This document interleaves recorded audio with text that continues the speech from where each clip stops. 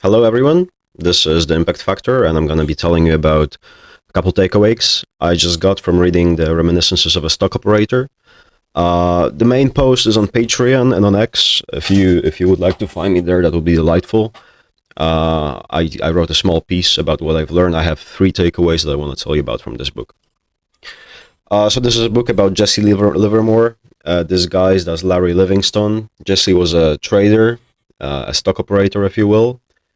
He was one of the early Wolf of Wall Streets, and even though his strategy is kind of remote from anything I do, from anything I imply, there was some quite a few nice takeaways from the book that you could incorporate into your own trading. Just general rules that I think will work for most people regarding how to trade, how to think about the stock market, most importantly.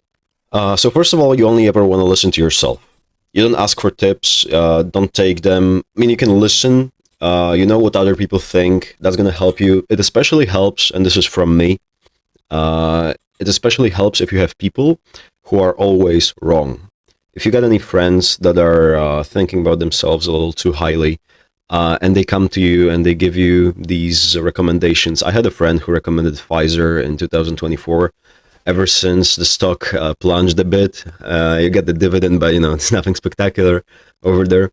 And if you have people that you can effectively use as inverse indicators, that is good. But tips are a sure way to ruin yourself.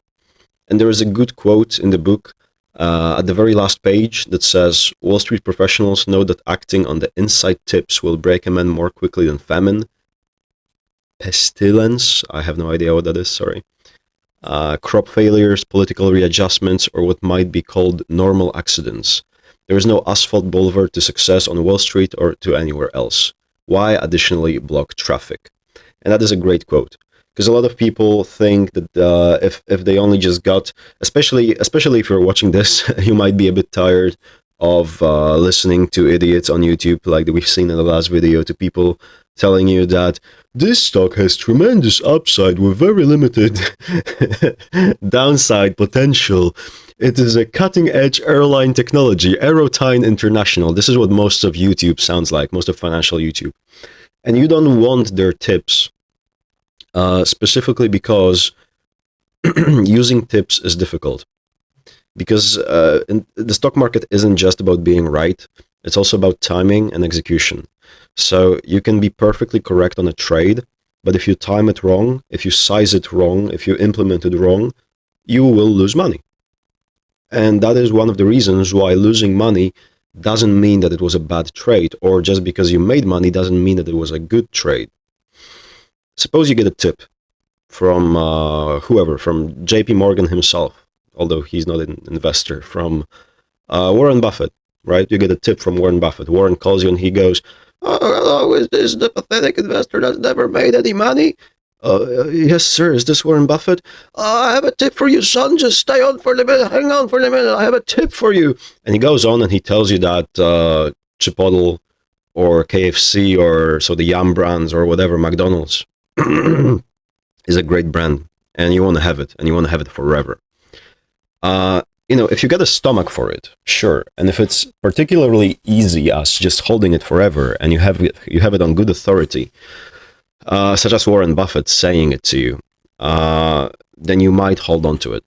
But suppose that he gives you this tip, and you buy McDonald's, and you do something particularly unwise, so you buy a lot of it, and he dies. The guy is 99 years old. He goes, "Oh no," logged off. And a year goes by, and the stock is down slightly, 10%. And you're not a business analyst. You don't know what the company is. How's it? I mean, that McDonald's equals burgers, right? But you don't know how it's doing. You heard that the CEO stepped down, that there is a new guy. You heard that there's capex going up. You heard that cash flow from operations is falling. You heard that they're losing market share. Most of those words don't mean much to you.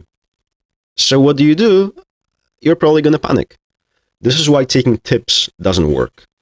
It doesn't work because really you still need to know what's going on. And you need to be able to decide for yourself. And you need to be able to judge it by yourself. And even people like Jessee Livermore, and even when he was already a seasoned up investor, found himself losing money, millions, because he listened to somebody's tip or because he listened to somebody's opinion. So only ever listen to yourself. Next up, we have a quote that I like particularly. It helps you deal with emotional pain when you lose money. Whenever I've lost money, it really is a tuition fee. A man has to have experience and he has to pay for it.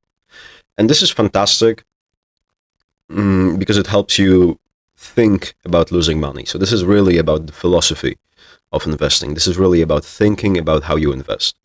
So the key point here is, everybody's going to lose money. There's no trader, no investor that never lost money. Anybody tells you that, they're lying, or they've only made one investment, or maybe they've never invested at all. So it's not easy not to break your leg if you never get out of bed. And this is a great way to think about it. If you really have made a mistake in the past, or maybe you're currently in the process of making one, and you don't want to admit that to yourself, well, if you're making an investment and you think it's a mistake, but you keep going for some reason, don't do it. First of all, but maybe envision the money that you're going to lose and how you're going to feel.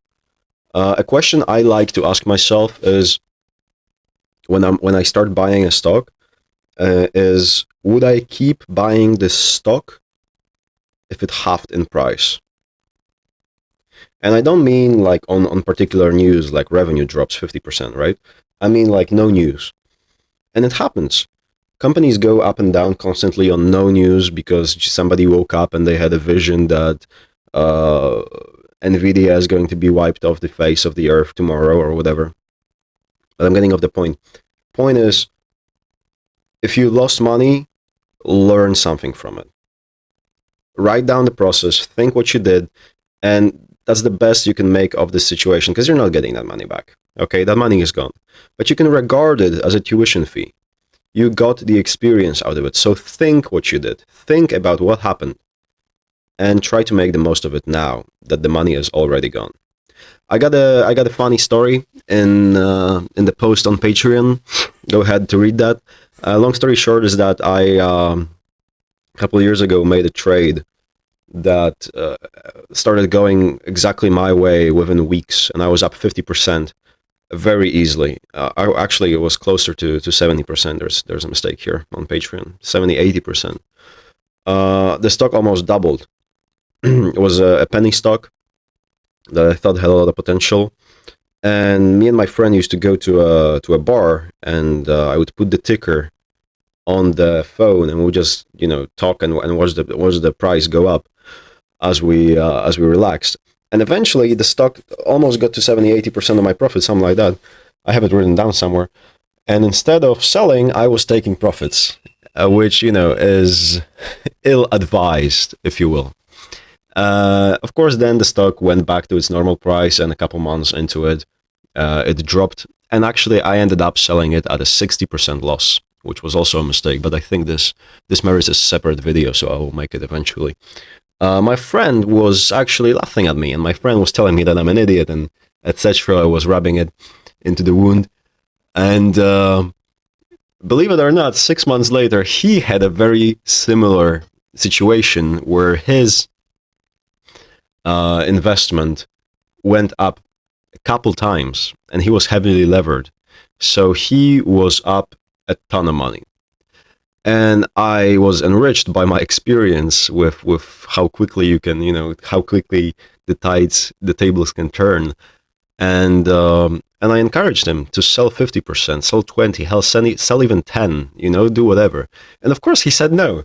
And best part is he didn't even take screenshots of the profit. So he doesn't even have that memory to look at. I like to take those screenshots because even in the case if I lose money like I just have, you look at it and it reinvokes those emotions, and you think about it and you feel it, and that is good because it enables you to learn from your mistakes. And the last take was no taking money out of the market. And this doesn't mean that you cannot take some profits and get yourself a drink or get your girlfriend a nice dress. I mean, don't regard the market as your ATM. Jessee Livermore made a mistake. He thought about buying something nice for himself, and he just thought, oh, I'm gonna get that money out of the market. And this is the surest way to lose money. If you start planning ahead, like this is why I don't set performance targets, because it's a downward spiral. You're going to start going down the path of, oh, well, I'm just going to put half of my portfolio into this stock, and if it triples, I will make a tremendous amount of money. No, you won't. You're going to lose that money because you get an appetite for risk, because you think more risk means more reward. And this is a sure way into ruin. So never think about a stock, never calculate. Sure, playfully, yeah, put it into your Excel spreadsheet and just play with the numbers and see how much money you're gonna make if it goes up 10, 20%. But never start thinking okay, so Microsoft is gonna double by January, and then I'm gonna sell it and put it into Nvidia, which is going to triple by April, and then I'm going to buy my first Porsche. No, you won't, and you're gonna lose that money. So overall, this is a good book to read. It's pretty easy. It's beginner friendly. It's interesting, and you can read it very well. Also, there's an audiobook available online for free on YouTube, so you don't even have to buy it. It gives you a nice look into what Wall Street used to look like. Particularly interesting if you're into that. Not very difficult. Not too insightful, right? This is not a course on investing. The book. It's rather something nice to read and to spend some time on to get a better understanding of Wall Street. And this is a quick announcement. This week in investing is going to be a series I will be making at the end of every week. I'll be covering the most important stuff that happened in a week, maybe some price changes, maybe some changes in my portfolio, what I think about, how I think about things, what's coming up, what's happening. And eventually I would love to have a Q&A there. So if you had any questions, I'd be delighted to answer that. And some DD posts, so due diligence posts are going to be coming up from me, probably on YouTube and Patreon, on X maybe. So yeah, don't miss that. Follow, subscribe, and thank you for listening. See you next time.